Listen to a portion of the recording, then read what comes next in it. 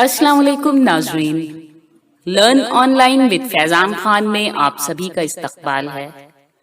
ہمارے خصوصی اسپیکر ہیں مولانا مصطفیٰ مدنی صاحب، جن کی بصیرت افروز تقریر سے سوچنے اور سمجھنے کے ساتھ عمل کی توفیق ہوتی ہے، دل کی دنیا بدلتی ہے، حب الوطنی اور ایثار و اخلاق کے جذبات فروغ پاتے ہیں۔ آپ بھی سنیے اور اپنے اندر انقلابی تبدیلیاں محسوس کیجیے۔ ناظرین کرام، السلام علیکم ورحمۃ اللہ وبرکاتہ۔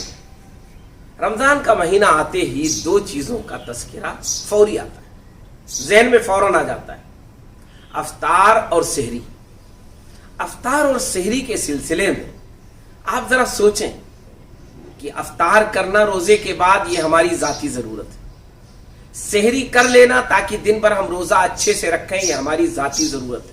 لیکن پیارے نبی محمد عربی صلی اللہ علیہ وسلم نے افطار اور سحری کو کتنا بابرکت بنا دیا، کتنا اہم بنا دیا، کتنی اس کی ترغیب دی، اس کے کتنے فضائل بیان کیے۔ اس میں سے چند چیزیں ہمارے ذہن میں رہنا چاہیے۔ افطار کے تعلق سے نبی کریم صلی اللہ علیہ وسلم نے فرمایا کہ افطار کے وقت کی دعا اللہ تعالیٰ قبول کرتا ہے۔ افطار اگر کسی کو آپ نے کروایا، کسی روزے دار کو آپ کے ذریعے افطار کروایا گیا تو آپ کو روزے کا اجر ملے گا اور اس کے اجر میں کوئی کمی نہیں ہوگی۔ افطار آپ اکیلے بھی کر سکتے ہیں، اجتماعی بھی کر سکتے ہیں۔ افطار کے وقت کا جو مرحلہ ہوتا ہے، جو اس وقت کا وقفہ ہوتا ہے، یہ اللہ کے یہاں بہت اہم ہوتا ہے، اس لیے اس وقت کی دعا بھی اللہ تبارک و تعالیٰ بڑی اہمیت دیتا ہے اور اسے بہت اہمیت دے کر سنتا ہے۔ سحری، نبی کریم صلی اللہ علیہ وسلم نے فرمایا کہ سحری اس میں برکت ہے، سحری ضرور کیا کرو۔ یہ نہ سوچو کہ کیا ضرورت ہے، بغیر سحری کے روزہ رکھیں گے زیادہ بہادری ہوگی، زیادہ قربانی ہوگی، نہیں۔ نبی کریم صلی اللہ علیہ وسلم نے فرمایا کہ سحری کرو اور سحری تمہارے لیے برکت کا ذریعہ ہے۔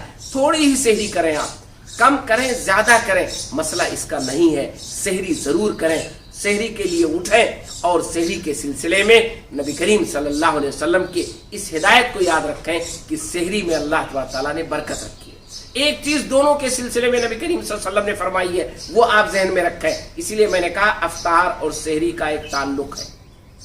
نبی کریم صلی اللہ علیہ وسلم نے ارشاد فرمایا کہ میری امت اس وقت تک خیر پر رہے گی، یعنی میری امت اس وقت تک بھلائی حاصل کرتی رہے گی جب تک وہ افطار میں جلدی اور سحری میں تاخیر کرے گی۔ جلدی اور تاخیر کا مطلب کیا ہے؟ یعنی وقت ہو گیا تو پس و پیش میں مت رہیے، تذبذب میں مت رہیے، یہ نہ سوچئے 5 منٹ اور لیٹ کر دیں، 2 منٹ اور لیٹ کر دیں، پورا یقین ہو جائے، نہیں، سورج ڈوب گیا افطار کر لیجیے، کوئی شک نہیں، کوئی تذبذب نہیں، وقت آپ کا ہو گیا۔ اللہ کو آپ کے تاخیر کرانے سے کوئی حوصلہ نہیں ہے کہ اللہ تعالیٰ چاہتا ہے کہ آپ اور تاخیر کریں اور لیٹ کریں، ورنہ 24 گھنٹے کے روزے کر دیں۔ سحری یہ نہ ہو کہ لاؤ پہلے کھا کر کے سو جائے، نہیں، آپ بالکل صبح صادق کا انتظار کریں، جو صبح صادق کا وقت ہے آپ سحری اس وقت کریں، بالکل جو فجر کا اول وقت ہے، جب وہ وقت آ جائے تو سحری بند کریں۔ حتیٰ کہ نبی کریم صلی اللہ علیہ وسلم نے یہ بھی فرمایا کہ اگر کوئی سحری کر رہا ہو اور وقت ہو گیا، اذان شروع ہو گئی، تو اپنے سحری کو مکمل کر لے، جلدی جلدی اس کو سمیٹ لے، یہ نہ ہو کہ اسے چھوڑ دے اور دن بھر اسی لیے پریشان رہے کہ سحری میں نہیں کر سکا، کھانا رہ گیا، دیر ہو گئی، نہیں، اسے سمیٹ۔ تو سحری اور افطار یہ دو گویا کہ ہمارے لیے نہایت اہم چیزیں ہیں۔ ایک چیز اور ذہن میں رکھیں سحری اور افطار کے تعلق سے، افطار یہ دراصل اللہ تبارک و تعالیٰ کے لیے ایک بہترین تحفہ ہے، لیکن افطار کے لیے کوئی لمبی چوڑی دعائیں نہیں ہیں۔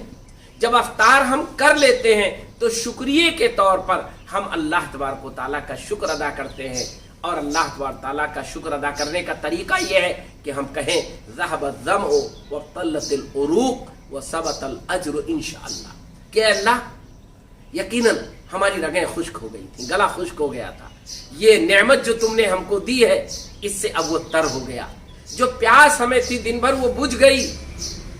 اے اللہ، یہ ساری نعمتیں جو تو نے مجھ کو دی ہیں، جس کے ذریعے ہم افطار کر رہے ہیں، इंशाअल्लाह तू मुझे इन नेमतों के बदले अजर से महरूम नहीं करेगा। नेमतें मिली हैं, मैंने उसका इस्तेमाल किया, हमारा गला खुश्क था, वो तर हो गया, हमने खा लिया, हमारी भूख हमारी प्यास चली गई, लेकिन इंशाअल्लाह तू मुझे रोजे का अजर भी देगा। आप जरा सोचें, ये क्यों होना चाहिए आपके जहनों में? ये दुआ की शक्ल में अल्लाह से क्यों कहना चाहिए? क्यों? दिन भर आप भूखे थे, अल्लाह ताला ने आपको नेमत ने आपको हजार किस्म के इनामात दिए, अल्लाह ताला ने आपको खाने पीने की चीजें दी हैं और आप उसका इस्तेमाल कर रहे हैं, तो कहीं ऐसा ना हो कि ये रोजा उसी का बदला हो जाए। नहीं नहीं, ऐसा नहीं है, ये उसका बदला नहीं है, अजर भी आपको मिलेगा। इसी तरह आप इस बात को ध्यान में रखें कि जब सेहरी करें तो आपको कोई सेहरी और रोजे की नियत का मसला नहीं है। नियत का मसला इसलिए नहीं है कि सेहरी की किस लिए आपने, नियत दिल के इरादे का नाम। आपके दिल में ये इरादा हो, ये अज़्म हो, ये पुख्ता बात हो, आपके दिल में यकीन हो आपको कि इस सेहरी को आपने रोजे के लिए किया है और इंशाअल्लाह आप इसके जरिए रोजे को मुकम्मल करेंगे। तो हमारे नाजरीन इस बात को याद रखें कि बहुत सारे नाजरीन परेशान होते हैं कि मैं नियत नहीं कर सका, मैं वो अल्फाज नहीं दोहरा सका जो बहुत सारे कैलेंडर और किताबों में लिखे हुए हैं। अरबी के अल्फाज थे, आप भूल गए, आप कह नहीं सके, तो आप बिल्कुल परेशान मत होइए। आप अफ्तार कीजिए और अल्लाह का शुक्र अदा कीजिए, यही दुआ है। आप सेहरी कीजिए और ये अज़्म रखिए कि इंशाअल्लाह इस सेहरी के जरिए आपको तक़वियत मिली है, आप रोजा रखेंगे। यही दरअसल दुआ है और यही नियत है और यही आपके लिए जरूरी है। लर्न ऑनलाइन की जानिब से आपसे बस इतनी इल्तिजा है कि हमारे इस प्रोग्राम को लाइक, शेयर और सब्सक्राइब ज़रूर करें। साथ ही बेल आइकन दबाना ना भूलें, जिससे हमारी हर वीडियो आप तक अपलोड होने के साथ ही पहुंच सके। शुक्रिया।